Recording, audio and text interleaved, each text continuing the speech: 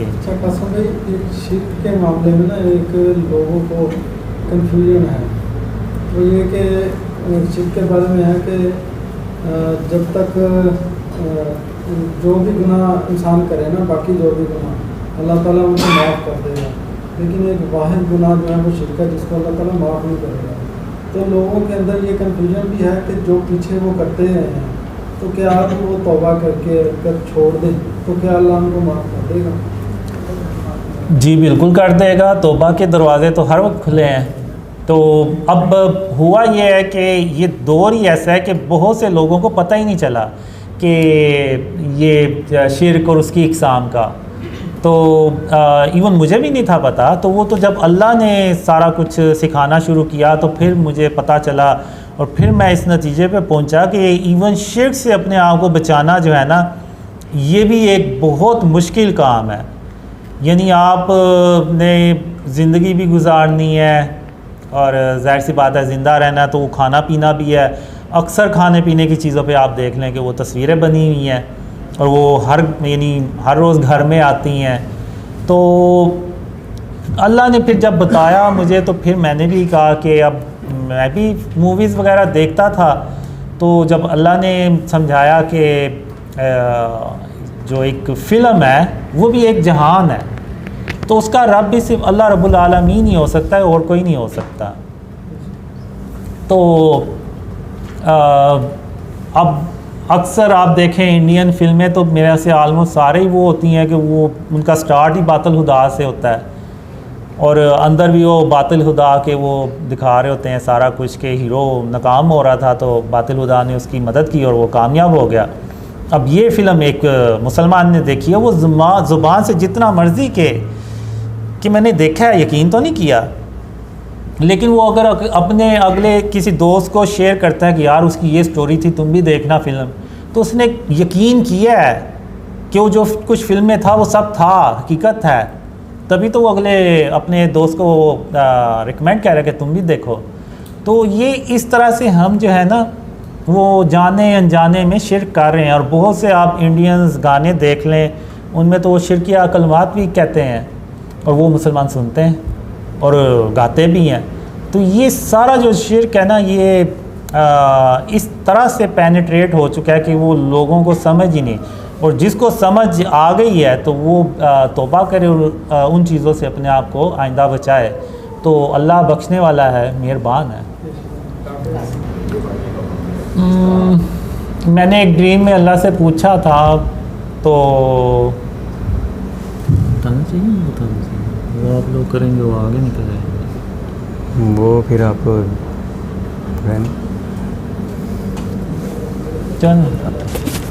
तो एक ड्रीम था जिसमें मैं ना काफ़ी कोशिश कर रहा होता हूँ कि अपने आप को अच्छा मुसलमान बनाऊँ, तो फिर भी वो मेरे से ना मुश्किल हो रहा होता है। तो मैं अल्लाह से कहता हूँ कि अल्लाह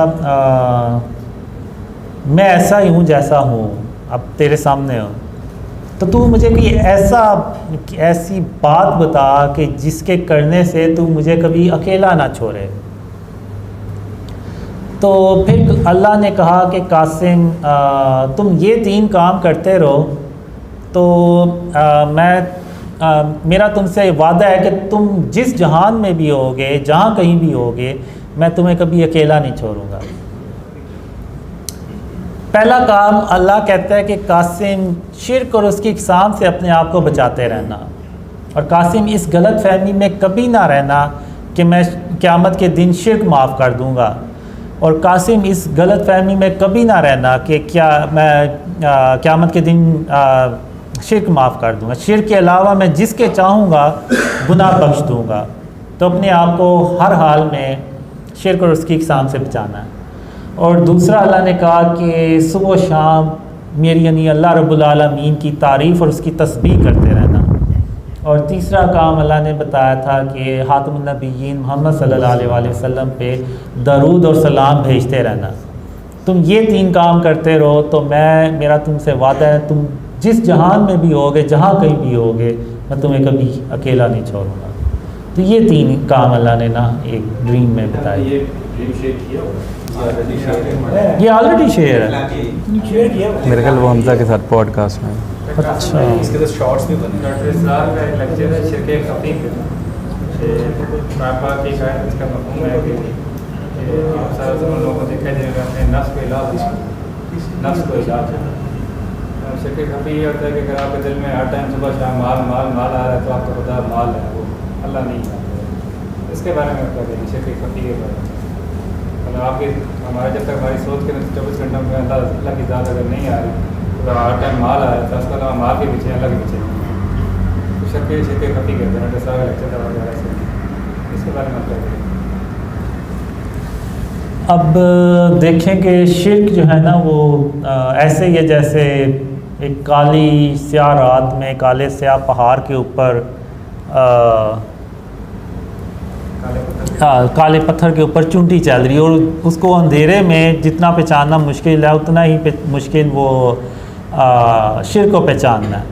तो हो सकता है कि ऐसे ही हो कि जिसके ज़हन में है ही सारा कुछ माल, तो जाहिर सी बात है उसके दिल में दुनिया की मोहब्बत है, आखिरत का कुछ भी नहीं है। और अगर दुनिया की मोहब्बत है तो जाहिर सी बात है उसने अपने घरों में कुछ ऐसी चीज़ें भी रखी होंगी जो यानी डेकोरेशन और आर्ट के नाम पे स्टैचूज़ वगैरह, तो जाहिर सी बात है वो ऑटोमेटिकली वो शिर्क की तरफ तो वो चले गए। तो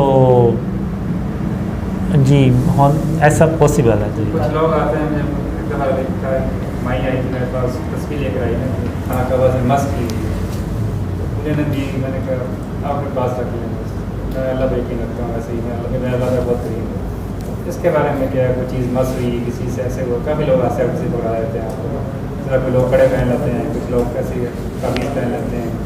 इस बारे में क्या है ये भी शिर्क लोग किस्म नहीं है या तावीज़ तो किस्म नहीं आता? नहीं तावीज़ वगैरह तो जाहिर सी बात है वो भी उसी चीज़ में ही आती है कैटेगरी। चीज़ मस्त की हुई है मतलब तस्वीर है अगर तरह का बगदा मस्त की हुई है या मस्त के बाद टच करके लिख रहे हैं वहाँ से कि आपके लिए फटी गिफ्ट है, उसके बारे में क्या कहेंगे? मेरे ख्याल से आप वाली बात बिल्कुल सही है कि अल्लाह पे भरोसा रखना चाहिए, इन चीज़ों पे नहीं। अल्लाह ही है जो किसी की मदद कर सकता है और अल्लाह हर जगह मौजूद है। इवन अगर आप देखें तो सूरह यूसुफ में अल्लाह ने आप सल्लल्लाहु अलैहि वसल्लम से ये भी कहा कि जब वो उसके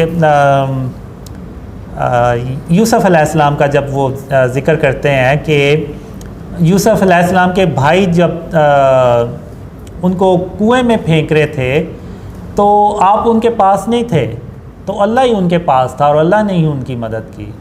तो अल्लाह ही है जो मदद करने वाला है, अल्लाह के सिवा कोई भी नहीं है। और मेरे ख्याल से हमें इन चीज़ों पे नहीं रखना चाहिए। बाज़ कहते हैं कि इमरान खान वो जो अंगूठी घुमाता है उसमें भी कोई चीज़ ऐसी वो इसलिए इस नियत से करता है। तो मेरे ख्याल से आपकी बात बिल्कुल सही, हमें अल्लाह पे तवक्कल रखना चाहिए। कार्टून्स जो है कार्टून्स भी क्रिएट की जाती हैं ना, तो कार्टून्स भी क्या शिर्क में आएंगी?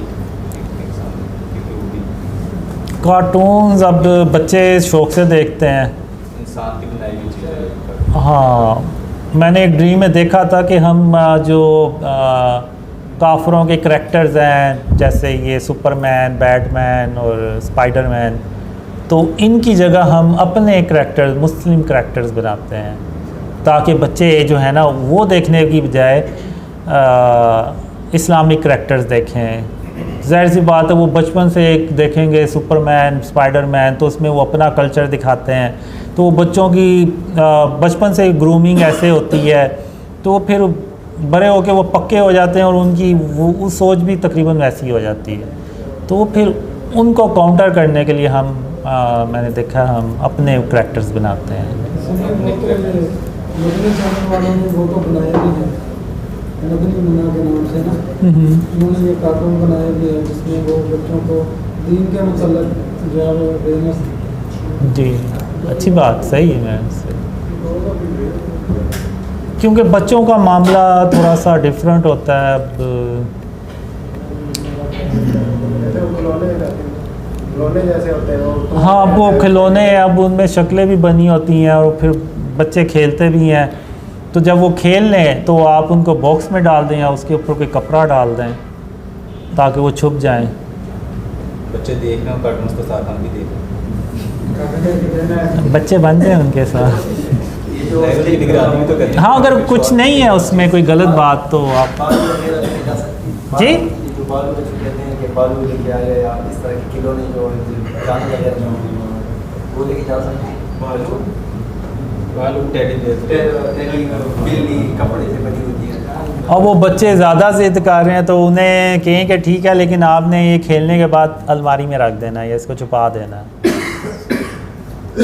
बिना ज़रूरत वाला सामान हर बार मांगी तो जब वो खेल लें तो रख दें आप।